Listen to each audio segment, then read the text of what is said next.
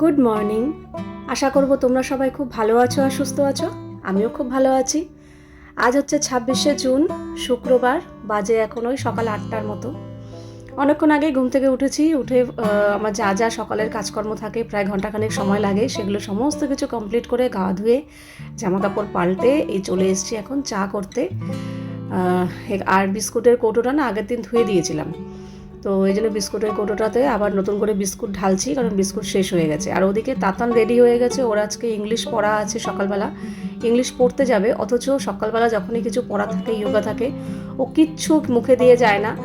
আগে যেমন দেখতে না যে আমি দুটো করে কাজু আর একটা করে খেজুর রাখতাম, সেটাও বন্ধ করে দিয়েছে। দেখো, যখন ছোট্ট ছিল তখন জোর করে বাচ্চাকে খাওয়ানো যায়, কিন্তু যখন বড় হয়ে যায় না, বিশেষ করে এই বয়সটাতে খাওয়া দাওয়া বলো, অন্য যে কোনো ক্ষেত্রে মানে একটু ট্যাকল করা মুশকিলই হয়ে যায় আর কি। কারণ এরা এখন যুক্তি তর্ক শিখে গেছে, অনেক কিছু মানে বিচার ভাবনা পাল্টেছে, একটু বড় বড় ভাবসাব হয়ে গেছে আর কি, যে আমি বড় হয়েছি এরকম একটা ব্যাপার। ছোটোবেলায় না হয় শাসন করে বকে মেরে খাওয়ানো যায়, কিন্তু এই বয়সটাতে সেটা করা যায় না। লাস্টে আমি ফেড আপ হয়ে গিয়ে বন্ধ করে দিয়েছি, আমি দূর খেতে হবে না, তো যা, তো যা খুশি হোক কি, আমি আর কিচ্ছু করতে পারবো না। দেখো, খায় না আমি বলবো না, অনেকেই বলো হ্যাঁ তোমার মেয়ে খালি খায় না, খায় না, কিন্তু আমি বলবো না আজকে পিৎজা বার্গার দিয়ে দাও, একদম গপ গপ করে মানে দুজন তিনজনের খাবার খেয়ে নিতে পারবে একবারে। কিন্তু ওই যে যেগুলো দরকার, যেগুলো উপকারী, সেগুলোর দিকে ওর ঝোঁকটা একদমই নেই। তার মধ্যে প্রথম কথা ভেজ খায়, তো ভেজের মধ্যেও তো যদি সমস্ত কিছু খায় তাহলে তো গিয়ে গায়ে লাগবে। যদি এটা খাবো না সেটা খাবো না এরকম করতে থাকে, তাহলে ওর চলবে কি করে? আমি বলি তো, তুই দেখবি এক একদিন তুই বেশি ধকল নিতে পারবি না, তুই রাস্তায় তোর শরীর দুর্বল লাগবে, তুই হাঁটতে পারবি না, তুই যা অবস্থা করছিস। কেন না দুধ খায় নিয়মিত, না ফল খায় নিয়মিত, না বাদাম টাদাম, কিচ্ছু না। নর্মাল রোজ ভাত রুটি সবজিতে কি সেই পুষ্টি হয়? তার মধ্যে এখন বাড়ন্ত বয়স, এখনই তো ঠিকঠাক মতো পুষ্টিটা দরকার না। সব যদি না খায় তাহলে কি করে হবে? আর কাকে কি বোঝাবো? এ তো যেমন তেমন, নিচে তোজোটাও ঠিক সেরকমই হয়েছে। ও তাই মাছ, অনেক মাছ খেতে চায় না। ওর মতো না যে মাছ মাংস ডিম খাবে না, সেরকম না। মাংস হলে মাংস খাই না হয়তো, মানে অনেক বলাতে হয়তো এক টুকরো দু টুকরো খায়, ও আলুটাই মেনলি খায়। মাছের মধ্যেও বাছাই, এই মাছ খায় না, সেই মাছ খায় না, আগের দিন খেতে চায় না, এই ডাল খাবো না, ওই ভাজা খাবো না, ওই খাবো না, মানে ওর তো আরও বেশি নকশানি। তো যাই হোক, এই বয়সটাতে মানে এরকমই হয়, কিন্তু কি জানি, আমরা তো বাবা এরকম কখনো করিনি। মা যা দিয়েছে তাই খেয়ে নিয়েছি, এটা খাবো না সেটা খাবো না, ওটা হ্যাঁ ভালো লাগা খারাপ লাগা ব্যাপারটা বরাবরই সবারই থাকে, যে এটা পছন্দ করি, ওটা ভালো লাগে না, ওটা ভালো লাগে, কিন্তু তাই বলে খাবো না, কি বলবো আর আজকালকার বাচ্চা।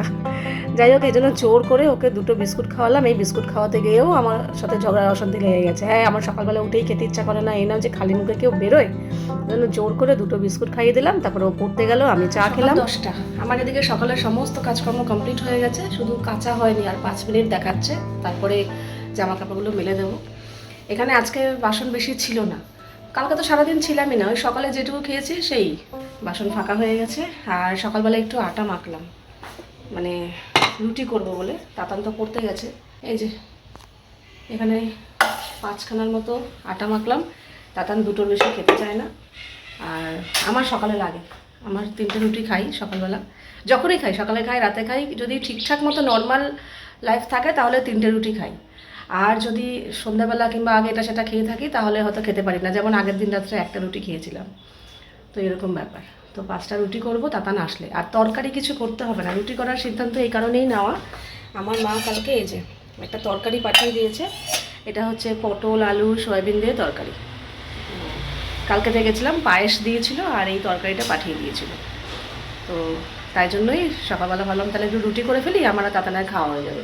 তো তাতান এখনও পড়ার থেকে আসেনি, ওর হয়তো আর আধা ঘন্টা লাগবে, ও আসার পর রুটি করব। ততক্ষণ আমি এখন এডিট করব। তো আমি অনেকটা এডিট সেরে নিয়েছি, তারপরে তাতান এলো, তারপরে আমি এখানটা রান্নাঘরটা একটু গুছিয়ে নিয়েছি, গুছিয়ে নিয়ে এই দুজনের জন্য রুটি করলাম।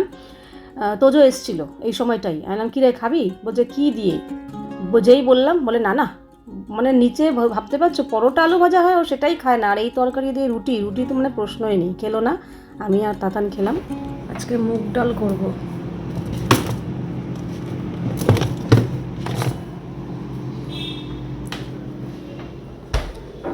যা সবজি ছিল ফ্রিজে বার করে নিয়েছি, আর কিছু নেই। এখানে ভেন্ডি ভিজিয়ে রেখেছি জলে, ধোবো। চাল কুমড়ো, পেঁপেটা তাও পুরো লাগবে না, রেখে দিতে হবে। আর এখানে হচ্ছে উচ্ছে পাতা, আমার মার উচ্ছে গাছটা কেটেছে, সেই উচ্ছে পাতা। এটা রাখবো না, থাকবে না, কালকেই দিয়ে দিয়েছে, এখনও ফ্রেশ আছে। কাজেই এই উচ্ছে পাতাগুলোর বড়া করব আজকে। দেখো পুরো ফ্রেশ। আর হবে মুগ ডাল।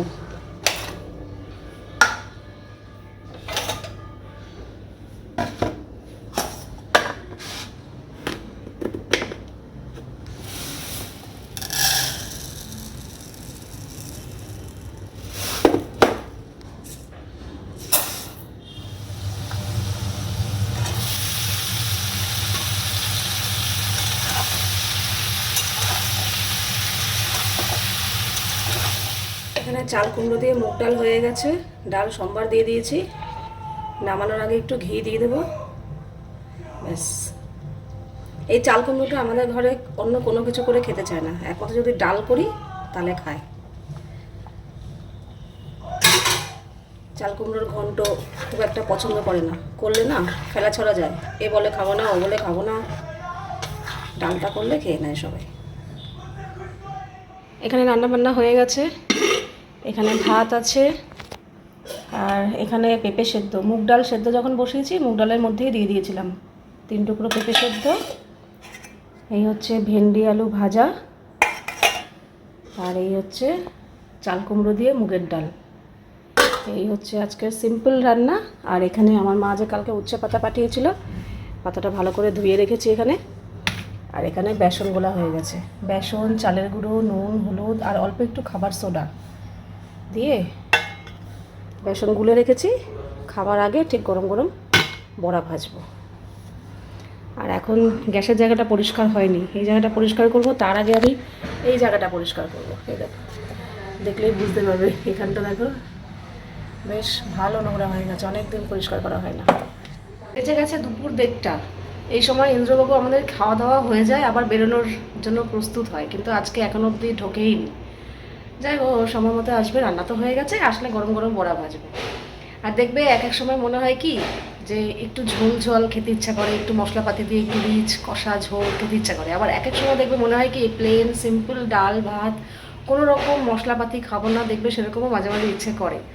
তো আজকে আমার কালকে একটু রিচ খাওয়া হয়েছে, তো সারাদিন একটু অনিয়ম হয়েছে, একটু অনেকটাই অনিয়ম হয়েছে, রাতের দিকে রিচ খাওয়া হয়েছে। তো আজকে আমার সত্যি কথা বলতে গেলে সকালের দিকেও আমি তরকারি খেয়েছি রুটির সাথে।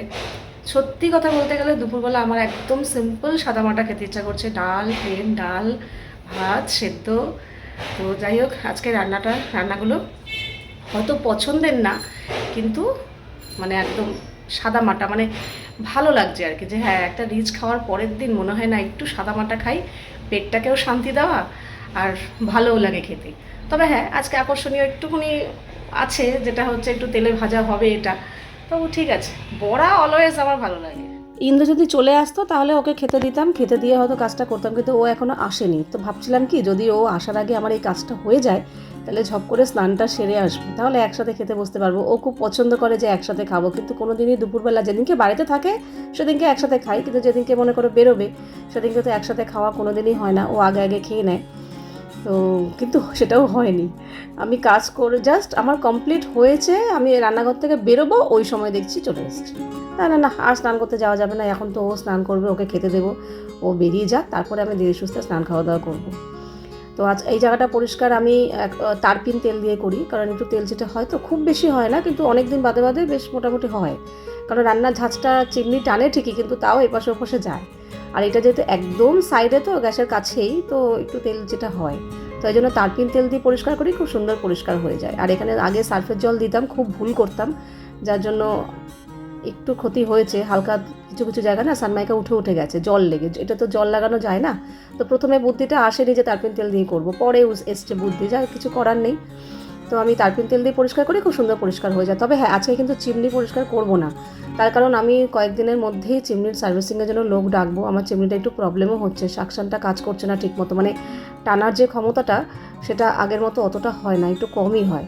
তো তাই জন্য লোক ডাকবো চিমনিটা, আর যখন এটা করবে তখন সার্ভিসিংও করিয়ে নেবো, তো পরিষ্কার হয়ে যাবে। তাই জন্য আমি আর ডবল করে খাটছি না। তো যাই হোক, চিমনি পরিষ্কার করে নিই, তো শুধু ওইটুকু করেছি, তো তাড়াতাড়ি হয়ে গেছে। কিন্তু এটা করতে করতে ইন্দ্র চলে এসছে বললামই, তো তারপরে ও স্নানটা করলো, ওকে এখন খেতে দিচ্ছি। আর ওর খাওয়া দাওয়া হয়ে গেলে, ও বেরিয়ে গেলে তারপরে আমি যাব স্নান করতে। আর তাতানের হয়ে গেছে স্নান, ও স্নান টান সেরে বসে আছে, আমি স্নান টান করে এসে একসাথে খেতে দেবো। আজকে তাতান খিদে পেলে আগে খেতেও পারবে না, কারণ আজকে বড়া ভাজার ব্যাপার আছে। ওকে আমি জিজ্ঞাসা করেছি, দেখ আমি স্নান করতে যাবো, আমার একটু সময় লাগবে, তুই কি খেয়ে নিবি? তাহলে তোকে আগে দিয়ে দেবো, বাবার সাথে একসাথে দিয়ে দেবো। বলছে না, আমার খিদে নেই, তুমি আসো। আমি তুমি মাঝখানে খিদে পেলে কিন্তু খেতে পারবি না, আমি আসবো, বড়া ভাজবো তারপরে। বলছে ঠিক আছে। তো যাই হোক, স্নান টান করে এসে এই বড়া ভাজা বসিয়ে দিলাম। আর এই উচ্ছে পাতার বড়া খেতে ভীষণই ভালো লাগে, কিন্তু যেটা সবসময় বাজারেও অ্যাভেলেবেল পাওয়া যায় না। উচ্ছে পাতা তো আমি দেখিনি কোথাও বাজারে বিক্রি হতে, তো এটা একমাত্র যখন আমাদেরও ব্যালকানিতে উচ্ছে গাছ ছিল তখন একটু উচ্ছে পাতা খেতাম। প্লাস আমাদের যখন বাড়ি ছিল, পুরনো বাড়ি, ওখানেও উচ্ছে গাছ ছিল, খেতাম, কিন্তু সবসময় তো গাছ না থাকলে পাওয়া যায় না। গরম গরম উচ্ছে পাতার বড়া রেডি। যখন ইন্দ্রকে ভেজে দিয়েছি তখনই আমি একটা টুকরো মুখে দিয়েছি, কি মুচমুচে হয়েছে, আশা করি এগুলোও হয়েছে। হ্যাঁ, দেখো, বুঝতে পারছো, গরম ধরতে পারছি না, হেভি মুচমুচে হয়েছে। উচ্ছে পাতার বড়া না গরম গরম ভীষণ ভালো লাগে, কিন্তু এই পাতা পয়সা দিয়ে কিনতে চাইলেও বাজারে পাওয়া যাবে না, একমাত্র গাছ থাকলেই এই পাতা পাওয়া যায়। অনেকদিন বাদে আজকে তাতার একটু দুধ খেতে রাজি হয়েছে, তাদের একটু আমন্ডের গুঁড়ো মিশিয়ে দুধ দিচ্ছি। একটু পরে যাবে কম্পিউটার ক্লাসে। উষ্ণ গরম দেয় না, আমন্ডের গুঁড়ো দিয়েছি। না না, তুই দেখ, ঠিক আছে। এই তো করেছো, তাহলে বন্ধ করে দাও।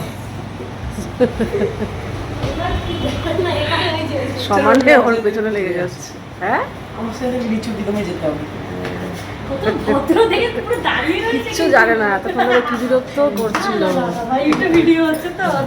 থেকে যা, দাঁড়া, এই সাবধানে যাবি, যেটা আসার সময় নিয়ে আসবি কিন্তু, যেটা বললাম। পড়তে বেরিয়ে যাওয়ার পর কিছুক্ষণ বসে বসে মোবাইল দেখলাম, চা টা খায়নি, খেতে ইচ্ছা করেনি। এখন রাতে রান্না বান্না করতে হবে, আর আজকে রাতে তরকা। আমাদের ইন্দ্রবাবু বলছিল যে আলুর দম করো আর লাচ্ছা পরোটা করো। আর যে কালকে আমাদের এতটা বেনিয়ম হয়েছে খাওয়া দাওয়ার, প্লাস বাইরের খাওয়া হয়েছে, আজকে অন্তত একটু নর্মাল প্লেন খাও। তাও তো ভাজাভুজি হলো, বড়া ঠড়া, একদম যে প্লেন সাদামাটা খেয়েছি তা কিন্তু নয়। তো বলাতে আমি আজকে তরকারুটি খাও, তরকারুটি করি। সেদিনকে বলছিল তরকারুটি খেতে ইচ্ছা করছে, তা ওদিক থেকে মেয়ে আওয়াজ দিয়েছে, হ্যাঁ হ্যাঁ তরকারুটি তরকারুটি। তখন বলে কি থাক, ঠিক আছে, তাহলে মেয়ে বলছে যখন তরকারুটিই করো। এই তরকা বার করলাম। তরকা করতে বেশিক্ষণ লাগে না, সেদ্ধ হয়ে গেলেই ওই পেঁয়াজ লঙ্কা ওগুলো কুচাতে যা সময় লাগে, আদা রসুন, তাও তো চপার আছে, ওটাতেই হয়ে যায় তাড়াতাড়ি করে। আর একটু আটা মাখবো, বসে থাকবো না, রেডি করে রাখি, আটা ফাটা মেখে রেডি করে রাখি, তরকাটাও করে রাখি। তারপর ওরা তাতানো কম্পিউটার ক্লাসে গেছে, ইন্দ্রও আসেনি, ওরা যখন আসবে তখন শুধু গরম গরম রুটি করবো আর খাবো। তরকা একটু বেশি করেই করি যখনই করি, কারণ তাতান খেতে ভালোবাসে, যদি থাকেও একটু সকালে খেয়ে নেবে।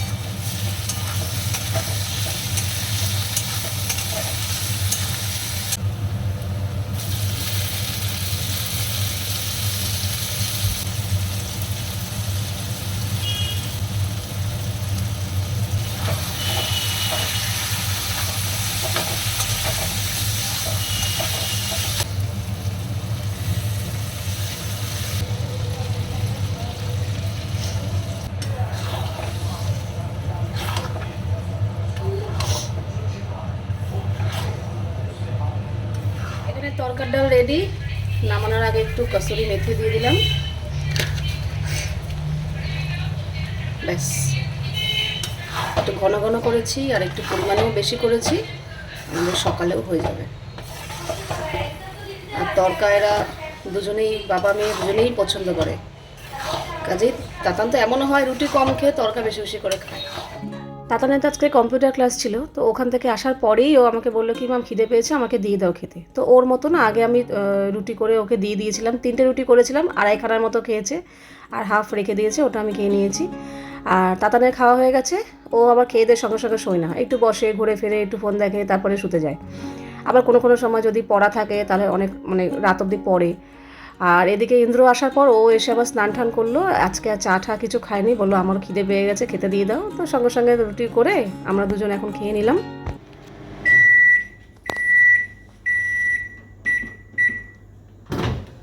এখানে একটু দুধ গরম করলাম।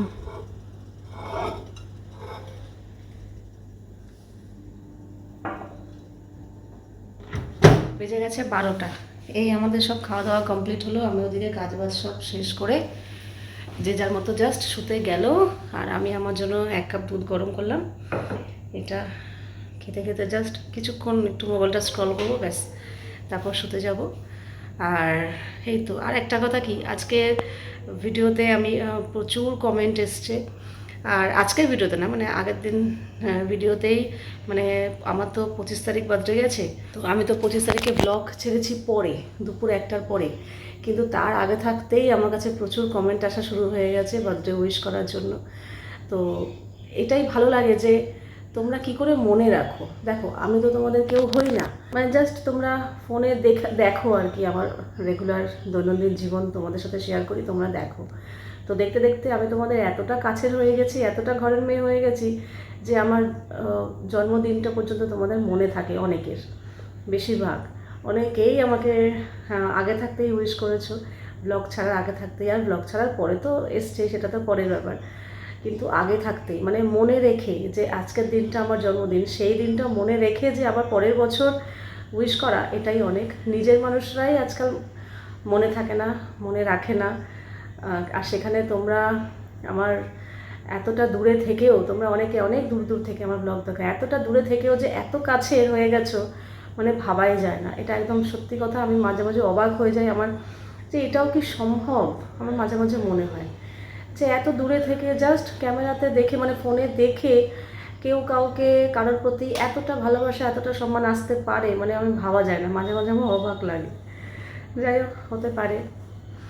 আর আমি তোমাদের এত ভালোবাসার পাত্রী হয়ে উঠেছি, এটা আমার সৌভাগ্য, আমার কি বলবো, অনেক জন্মের কর্মের ফল বলতে পারো, পুণ্য, মানে ভালো কর্মের ফল, যে আজকে আমি এত মানুষের ভালোবাসা পাচ্ছি। ঠিক আছে, তো চলো আজকের ভিডিওটা এখানেই শেষ করছি, আবার দেখা হবে তোমাদের সাথে নেক্সট ভিডিওতে। তোমরা সবাই খুব ভালো থাকবে, সাবধানে থাকবে, সুস্থ থাকবে। তাহলে love you all, good night and tata.